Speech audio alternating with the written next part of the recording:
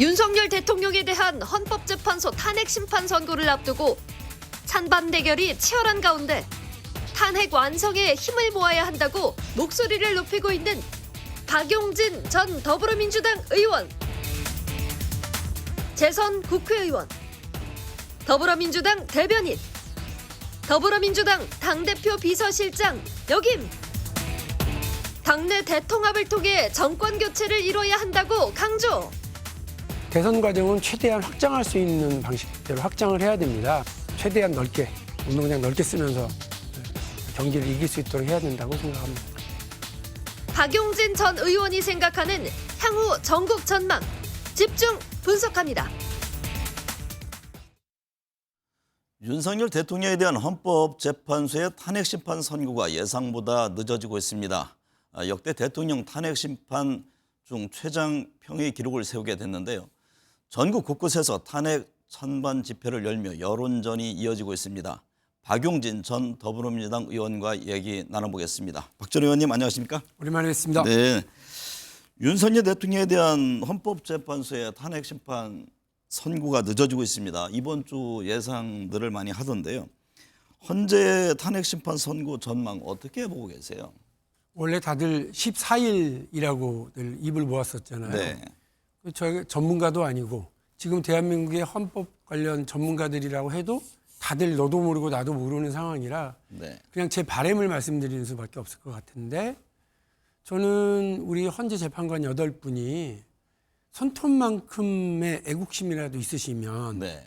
빠르게 8대 0으로 판결을 내려주셨으면 좋겠어요. 네. 왜냐하면 이게 그냥 단순한 대통령의 직무 중에 그냥 간단한 실수, 행정적인 조치의 실수, 이런 문제가 아니고요.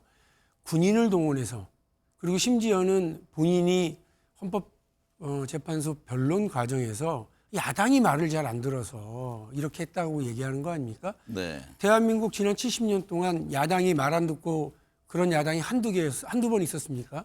근데 모든 대통령이 야당 말 안 듣는다고 군인 동원하고 그러진 않았잖아요. 네. 불문 헌법과 같은 얘기가 야당과는 대화하라 아닙니까? 네. 우리 국장님 더 잘 아시겠지만 야당과 대화해야 돼요. 근데 야당과 대화하자고 총뿌리를 들이대요.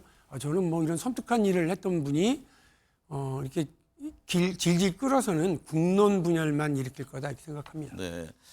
말씀하신 대로 탄핵을 둘러싸고 지금 국민 분열이 심화되고 있습니다. 헌재 선고 이후에 전국에 대한 걱정을 많이 네. 하는데요. 정치권은 이런 상황에서 어떤 역할을 해야 할까요? 제일 중요한 건 정치하는 사람들이 국민을 선동하고 분노를 증폭시키고 네. 그런 일들은 안 했으면 좋겠어요. 지금 광장에서 소리 지르는 분들 어느 쪽이든 간에 사실은 불안하기 때문에 그러시는 거거든요. 네. 그러면 자기 지지층이 불안에 떨고 있으면 불안을 이렇게 잠재우고 다독이고 이렇게 하는 게 선출직 공직자들, 특히 국회의원들의 역할이지, 네. 광장의 분노에 가서 더 기름을 끼얹는 소리들을 하고 하는 건 정말 저는 그 자신의 직분을 망각하는 일이라고 생각을 합니다. 네. 이 시대, 이 상황에 광장의 분노와 분열을 증폭시키려고 하는 사람들은 공공의 적이에요. 네. 저는 그렇게 단언합니다. 네. 다행히 정치권에서 헌재가 심판을 내리면 그것을 환영하든 환영하지 않든 간에 승복하겠다는 목소리가 커지고 있고, 네. 이재명 대표도 그런 얘기를 한 바가 있고, 또 방금 전에 제가 들어오기 전에 국민의힘에서도 공식 네. 입장으로 승복하겠다고 얘기한 건 천만다행입니다. 네. 다만 개별 의원들이 나가서 광장에서 이렇게 국민들의 불안을 부추기고 또 이렇게 분노를 선동하는 거 저는 다시 한번 경고하겠습니다. 네. 민주당이 추진했던 탄핵소추안이 최근 헌법재판소에서 잇따라 기각됐습니다. 네. 이에 대해서 여권의 공세가 이어지고 있는데요. 이 점은 어떻게 보고 계세요? 신중론을 이야기했었던 저로서는 네. 참 뭐 답답한 노릇이고 유감스러운 상황이죠. 그러니까 오히려 국민의힘 쪽이나 윤석열 대통령 탄핵을 반대하는 분들께서는 옳았구나, 그거 봐라, 이제 이렇게들 하실 텐데 사실은 이건 이거, 그건 그거거든요. 그러니까 네. 대통령의 이 위중한 헌법 정신 위배와 관련해서는 아마 제가 아까 말씀드렸던 대로 엄중한 심판 결과가 있을 거라고 봅니다. 네. 그런데 한 가지 여기서 말씀드리고 싶은 게 제가 갖고 있는 정치 철학 중에 하나가 정치는 시속 게임이다 이거예요. 네. 그러니까 시속 게임이라는 게 뭡니까? 내가 이렇게 내가 더 몸무게가 나가고 내가 힘이 있다고 콱 누르면 엉뚱하게 상대만 떠요. 그러니까 힘 자랑하고 뭐 내 하고 싶은 대로 다 하면 오히려 상대한테 더 이득이 되는 경우가 많거든요. 네. 대통령이 막 전부 다 거부권 행사해 버리니까 그럴 때일수록 민주당이 선거에서 이기고 더 유리해집니다. 네. 또 민주당이 이렇게 탄핵을 자기 권한이라고 탄핵을 계속 하니까 결과적으로 이렇게 줄탄핵 줄기각으로 돌아오는 부담이 쌓이는 건데요. 네. 제가 말씀드린 것처럼 시속 게임이라고 생각하고 나만 이렇게 힘 자랑하고 누르면 상대만 뜬다 이렇게 생각하시고 양보할 때 양보하고 또 이렇게 자기의 권한이어도 네. 절제할 줄 아는 진짜 용기를 우리 정치권이 민주당이 가지면 좋겠습니다. 네. 이재명 대표와 만났잖아요. 네. 이 대표와 이른바 이제 비명계 인사들과의 회동이 이어졌는데요. 당내 통합 문제는 어떻게 보고 계세요? 이게 저로서는 참 모진 기억이 있잖아요. 네. 제가 경선만 3번 하고 배제만 4번이 된 거니까 그리고 마지막까지 그런 좀 이렇게 누가 봐도 조금 심하다 싶을 정도의 경우가 있어서 이재명 대표가 만나자고 그럴 때 사실 저도 사람이라 머뭇머뭇했거든요. 네. 근데 만나서 이 대의명분, 지금의 대의명분은 그야말로 정권 교체를 이루고 내란 추종 세력들이 다시 집권하는 일은 막아야 되겠다. 네. 그리고 이 내란 상황을 빨리 종식시켜야 된다. 이렇게 생각을 하는 이 대의명분 앞에 뭐 사사로운 감정, 과거의 이야기 이런 것들 늘어놓는 건 별 의미가 없고요. 네. 근데 그 대의명분의 승리, 우리 국민들의 승리를 만들어내려면 네. 사실 민주당이 힘을 합쳐야 되는 것 아니겠습니까? 네. 그래서 그걸 위해서 저도 이제 나가고 아마 많은 우리 비명계 의원들, 비주류 분들 이런 분들이 5분 정도가 저와 함께 이렇게 만났는데 이제 중요한 건 모양새를 만드는 것까지는 한 거거든요. 네. 그러니까 이제 뭐 흔히 말하는 모양 좋은 사진도 찍고 분위기는 잡았는데 실질적인 조치가 필요하죠. 네. 이재명 대표가 그 실질적인 조치를 어떻게 할 건지 좀 지켜봐야 되는데 지금 이제 뭐 윤석열 대통령이 나와서 저렇게 무슨 그 올림픽 나가서 삼관왕 이룬 개선 장군처럼 저러고 막 저 구치소 앞에서 행진하고 그런 걸 네. 보니까 그 당내 통합과 관련해서도 아주 구체적인 조치를 언제쯤 내놓을지는 모르겠습니다만 네. 어쨌든 단계별로 필요한 일이라고 생각합니다. 박 전 의원이 생각하는 추가적인 실질적인 조치는 어떤 것들을 말하는 건지요? 무슨 기구가 될 수도 있겠고요. 네. 또 이른바 지난 공천 과정에서 상처 입은 분들도 많이 있는데 그런 네. 분들한테 당신은 당에서 필요 없는 사람이야. 이렇게 버림받는 느낌이라는 게 있거든요. 저도 네. 그렇고. 네. 근데 그런 분들이 뭔가 역할을 맡고 당에서 다시 자기가 할 수 있는 영역과 공간을 찾아낼 수 있는 거. 네. 그게 필요한 거라고 생각합니다. 그래서 네. 당직이 됐든 아니면 무슨 선거가 열리게 되면 그 선거 공간에서가 됐든 네. 이런 실질적인 후속 조치와 역할과 공간을 열어주는 게 필요하죠.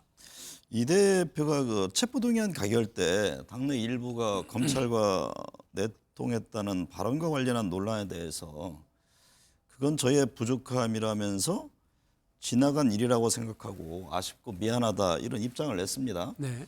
추가적인 설명이 필요하다고 보시는지요? 아직 그 문제와 관련해서 뭐 말끔하게 이렇게 정리됐다고 생각은 안 돼요. 네. 계속 아마 여진이 있을 것 같고 그래서 적절한 시점에 적절한 방식으로 이 문제에 대해서 좀 분명하게 말씀을 해주시는 게 필요하다고 생각합니다. 이제 그 본인은 지나간 일과 관련된 회고적으로 얘기하다 나온 얘기다 이렇게 생각하실지 모르지만 여전히 그 문제 때문에 그 당시 선거 과정 혹은 표결 과정 때문에 힘들어하거나 고통스럽게 느끼고 있는 분들도 계신데 네. 생각해 보면 그때 지금 이재명 대표는 검찰과 내통한 사람들이 있다 이렇게 얘기를 하신 거지만 그 이재명 대표가 만든 혁신위원회, 김은경 혁신위원회에서 불체포 특권 포기하겠다라고 하는 거를 공식적으로 당론으로 채택하라 이렇게 해서 저희가 당론 채택 과정도 같이 밟았어요. 네. 이재명 대표도 같이 했고 그리고 이제 두 번째로 이재명 대표도 나는 검찰에서 영장이 오면 바로 심사받으러 가겠다라고 하면서 불체포 특권을 포기하겠다는 이런 말씀을 교섭단체 대표연설에서 국회에서 네. 국민들을 상대로 얘기를 하셨기 때문에 그 과정 전체를 들여다보면 검찰과 내통했다라고 하는 얘기는 좀 납득이 잘 안 가는 것도 있고요. 네. 본인도 명확한 증거는 없고 본인의 이제 정황상 그렇다는 추론이기 때문에 그 문제와 관련해서는 조금 다시 한번 말씀드리지만 적절한 시점에 적절한 방식으로 네. 설명을 좀 해주는 것이 더 낫다고 생각합니다.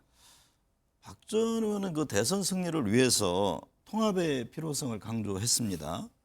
탄핵 찬성, 내란 반대 세력이 다 뭉쳐야 한다 이런 얘기도 나왔는데요. 범위를 어디까지 해야 할까요? 물론 그것도 당 대표인 이재명 대표가 네. 이제 주도를 하고 고민을 제시를 해야 되겠습니다만 단계별로 조금씩 다를 거예요.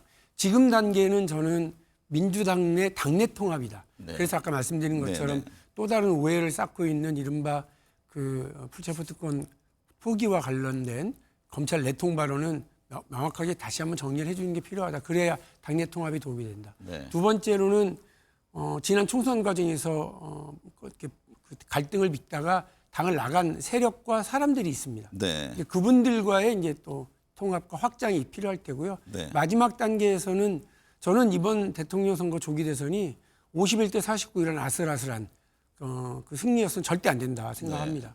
압도적인 승리를 만들어내야 이후에 내란 추종 세력들, 탄핵 반대하시는 분들이 네. 소수가 되고 그분이 소수가 되어야 전국을 안정적으로 이끌어 나갈 수 있을 거라고 보니까 그 다음 단계는 마지막 단계는 그 중도적인 분들 혹은 보수적인 분들 중에 탄핵을 찬성하신 분들까지를 모으는 과정이 필요하다고 봐요. 그래서 궁극적으로는 뭐랄까요?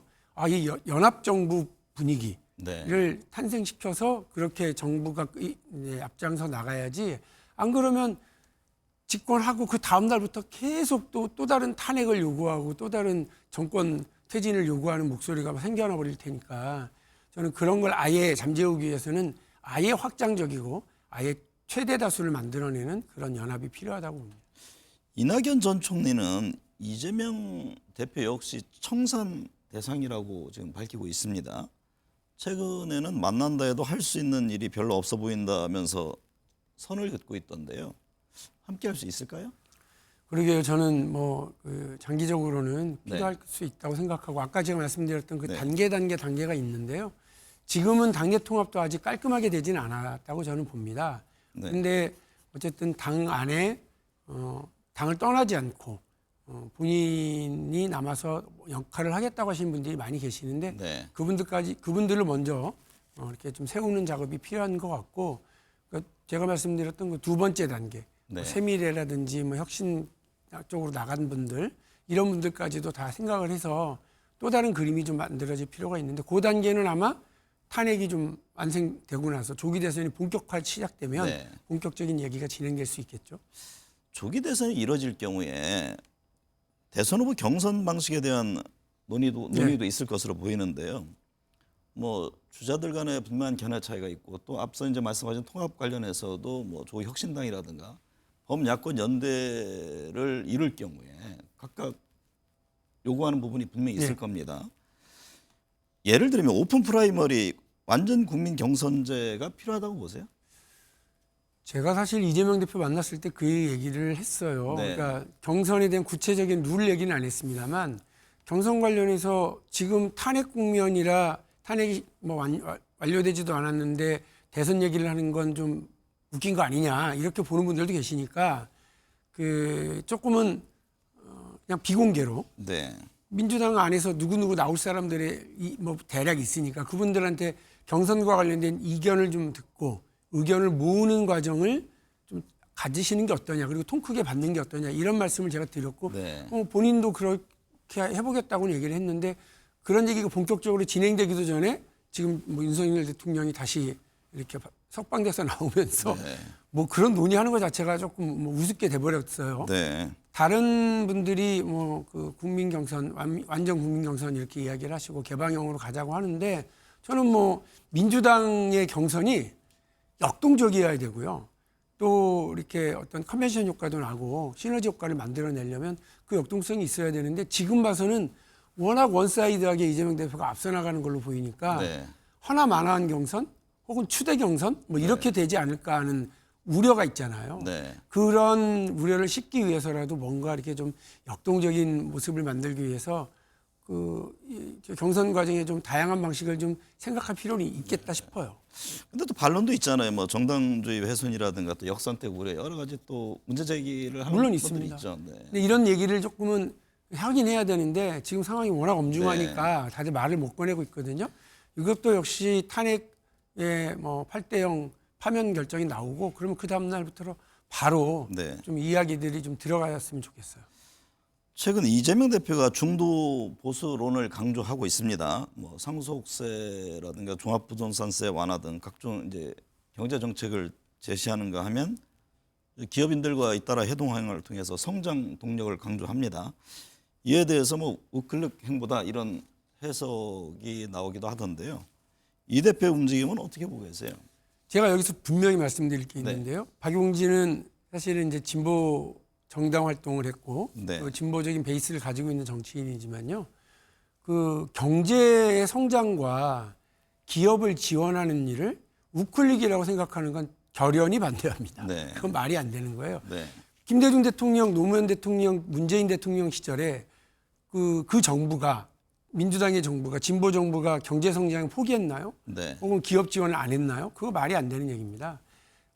심지어는 스웨덴의 3인당도 독일의 3인당도 영국의 노동당도 본인들이 집권하면 자기들의 가치와 방식에 맞게 경제 성장을 위해서 기업 지원을 하고 노력을 정책을 펴나가요. 네. 그거는 너무 당연한 얘기고요. 그리고 이제 또 하나가 감세면 뭐 보수, 증세면 진보 이것도 되게 낡은 이분법이다. 네. 저는 뭐 그거 동의하지 않고요. 그런데 다만 그 경제의 성장을 위해서 기업 지원을 해서 열심히 행보하는 건 저는 100% 찬성. 또 국부펀드 이야기하고 경제의 또 다른 투자와 뭐 노력을 새로운 국가 전략 산업을 위한 노력을 하는 것은 역시 저는 찬성. 네. 근데 상속세는요 좀 달라요. 네. 보통 상속세는 여러분 잘 모르고 계시는 분들도 있던데 이승만 정부 때는 90%였어요.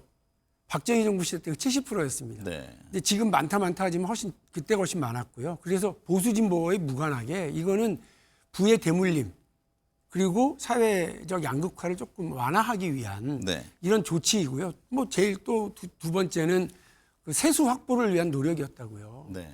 근데 이번에 만일에 지금 그 기재부가 내놓고 있는 안이나 민주당에서나 또 국민의힘에서 얘기하고 있는 안대로 하면 세수가 한 2조 정도가 줄어들잖아요. 네. 근데 세수는 줄어들고 그 빚을 내야 되는데 그 빚은 누가 갚죠? 우리 20대, 30대 젊은 청년들이 미래에 갚아야 되는 거잖아요. 네. 무책임한 일이다. 두 번째로 상속세를 깎아주면 원래 감세를 하면 감세 효과가 두 가지로 나잖아요. 법인세 깎아주면 R&D 투자를 이끌어낼 수 있고 네. 또 소득세를 깎아주거나 뭐 이렇게 되면 배당세를 깎아주거나 이러면 이게 내수를 진작시켜 소비를 진작시키잖아요. 근데 상속세 깎아줬다고 아파트 세금 깎아줬다고 그게 내수 진작으로 간다는 건 전 세계 어디에도 본 적이 없는 네. 경제 활동에도 도움이 되지 않고 사회적 정의에도 부합하지 않는 이런 일을 왜 양쪽이 다 하려고 그러느냐. 네. 이거는 좀 동의하지 않는, 이거 부도덕한 일이라고 생각해서 저는 이 부분에 대해서 명확하게 반대를 하는데 말씀드린 것처럼 우클릭이 아니다. 경제적인 어떤 분명한 생각을 가지고 제시하는 건 보수 진보가 할 것 없이 모두가 다 해야 될 일이지만 세금과 관련돼서는 좀 명확한 효과를 바라보고 움직여야 된다는 말씀입니다. 어쨌든 제시하면 서로 이제 하나의 논의 주제가 돼서 서로 갑론을박 속에 뭔가 새롭게 정립해 나가는 그런 과정도 필요하겠죠. 근데 문제가 이제 정부도 깎아준다, 야당도 깎아준다, 여당도 깎아준다, 깎아준다만 얘기를 하지 최근에 무슨 세금 더 걷겠다는 얘기 한 적 있나요? 네. 작년 올해 경기가 안 좋아가지고 정부의 세수는 계속 줄어서 50조, 60조가 덜 거쳤다 이런 건데 이렇게 되면 오히려 재정 정책을 확장적으로 펼쳐나갈 수가 없으니까 아마 경제에 중장기적으로 더 부담될걸요. 네. 조기 대선 치러지면 박 전 의원께서는 어떻게 출마할 계획입니까? 아니면 내년 지방선거를 염두에 두고 있습니까? 저는 사실 모든 게 다 준비된 대선 주자 중에 하나예요. 왜냐하면 지난번에 광화문에 6명이 모였었잖아요. 네. 근데 저하고 이재명 대표 빼고는 그분들 중에 지난번 대통령 선거를 해보신 분이 없어요. 네. 경선을, 당내 경선을. 뭐 그래서 저는 뭐 메시지나 지역 뭐 조직이라든지 아니면 출마의 공약 이런 것들은 다 준비가 되어 있지만 지금 이 상황에서 나도 나간다라고 하면서 뭐 움직이기는 국민 여러분께 좀 죄송한 상황이고요. 네. 아마 이재명 대표 빼고는 지금 뭐 적극적으로 그 후보 행보로 보일 만한 일들을 하시는 분이 많지가 않아요. 네. 아마 지금 상황에 이유가 있는 것 같고요. 어떻게 해야 민주당에 그리고 우리 국민들의 승리를 완수하는 데 더 도움이 될 건지 그 부분에 대해서 좀 더 아주 이제 시간이 얼마 안 남은 것 같긴 한데요. 좀 더 깊이 고민해 가도록 하겠습니다. 그 대선 후보 여론조사를 보면 말씀하셨듯이 이재명 대표가 압도적 1위입니다. 조기 대선이 치러질 경우에 현재 구도가 그대로 갈 것으로 보시는지요? 제가 아까 말씀드렸잖아요. 역동적인 일이 벌어졌으면 좋겠어요. 네. 제가 나가든 아니면 다른 분들이 나오시든 간에 어쨌든 민주당 경선 과정이 이거 재밌네 하고 시선을 끌고 중도적인 분들이 민주당의 이런 과정을 통해서 된다면 민주당을 찍어야지 네. 라고 이렇게 오는 분들이 좀 많았으면 좋겠고요. 그 과정에서 이재명 대표가 결국 된다 하더라도 이재명 대표의 약점, 이재명 대표의 불안감 이런 것들이 다 해소될 수 있는 과정이었으면 좋겠고 네. 더 좋은 건 다른 도전자들이 네. 이렇게 그야말로 1등으로 올라서서 새로운 역동성을 보이고 민주당이 확장적으로 보일 수 있다면 좋겠다 하는 생각입니다. 조기 대선이 치러질 경우 거론되는 여권 후보 중에서는 누가 가장 경쟁력이 있다고 보세요? 현재 여론조사에서는 김문수 장관이 앞서던데요. 이문수 장관은 저희한테는 가장 감사하고 고마운 후보예요. 왜냐하면 저도 아까 지금 뭐 민주당한테 좀 유리한 국면이라고 보이는 선거지만 중도층 그리고 확장성 이게 되게 중요하다고 말씀 계속 드리잖아요. 네. 국민의힘도 마찬가지거든요. 근데 제가 아는 김문수 후보면 확장성은 별로 없어 보이고요. 오히려 확장성이 있는 다른 그런 분들이 되면 걱정스러웠는데 저는 윤석열 대통령 석방돼서 나오는 걸로 국민의힘은 망했다고 봐요. 네. 그걸로 그냥 아주 국민의힘은 더 이상 뭐 확장, 중도, 뭐 대선 승리 이런 거 다 이제 끝났고 그냥 차기 당권이나 바라보자라고 하는 분위기가 더 만연한 것 같은데 네. 그럼에도 불구하고 혹시 또 정신 차리고 국민들 눈높이로 돌아올까 봐 민주당이 보다 더 긴장하고 또 민주당은 국민들의 상식을 놓치지 않는 그런 모습을 계속 보일 수 있도록 노력해야 된다는 말씀입니다. 현재는 뭐 탄핵에 집중하는 분위기인데요. 선거 국면이 다가올 경우 개헌 문제 본격적으로 논의가 될까요? 돼야죠. 네. 아니 뭐 우리 국장님도 잘 아시고 우리 국민들도 이제 지긋지긋하실 텐데 네. 지금 헌법은 대통령 잡아먹는 헌법이에요. 무사했던 대통령이 한 분도 없잖아요. 그거는 그냥 구조가 그렇습니다. 아마 영화 한참 히트했던 영화 반지의 제왕 네. 기억하시죠? 거기에 보면 절대 반지가 있는데 이 절대 반지를 가진 사람은 엄청난 힘을 갖거든요. 근데 결과적으로 그 반지를 소유한 사람은 타락하고 사악해지고 그냥 멸망의 길로 가거든요. 네. 지금의 헌법은 지금의 제왕적 대통령제는 그야말로 반지의 제왕, 영화 반지의 제왕에서 나왔던 그 절대 반지하고 똑같아서 그 대통령을 망하게 하고 잡아먹고 네. 그 나라도 힘들게 하는 그런 법이니까 반드시 개헌되어야 된다고 생각을 하고 네. 저는 그 개헌이라고 써놓고 분권이라고 읽습니다. 네. 힘을 나누고 권력을 나누고 쉐어하지 못하면 반드시 이런 험악한 일들이 또 벌어질 수밖에 없다는 말씀입니다. 조기 대선 치러질 경우에 이번 선거 구도와 전망은 어떻게 보세요? 저는 어쩔 수 없이 뭐 1대1 구도로 가는데 모두가 아마 얘기할 거예요. 네. 국민 통합이라고 네. 생각합니다. 그래서 국민 통합과 경제 성장 이 두 가지를 누가 더 잘해낼 수 있느냐 이거를 누가 더 적극적으로 보여주느냐가 핵심이라고 보거든요. 그래서 제가 아까 첫 번째 질문으로 다시 돌아가면 광장에 나가서 국민들을 상대로 험악한 말들 내뱉고 갈등을 부추기고 분노를 증폭시키는 사람들 그런 정치 세력은 그야말로 우리 공공의 적입니다. 네. 그런 분들한테 국민들이 시선 뺏기지 마시고 이번 조기 대선이 열리면 지금의 상처, 광장에서의 분열 이런 것들을 잘 치유하는 과정으로 가져갈 수 있도록 저도 노력하겠고요. 민주당도 거기에 복무할 수 있도록 같이 하겠습니다. 네. 윤석열 대통령에 대한 탄핵 심판 선고가 이번 주에는 나올 것이란 전망입니다. 선고 이후 국민 통합 등 후유증 완화에 힘을 쏟아야겠습니다. 오늘 함께해 주셔서 감사합니다.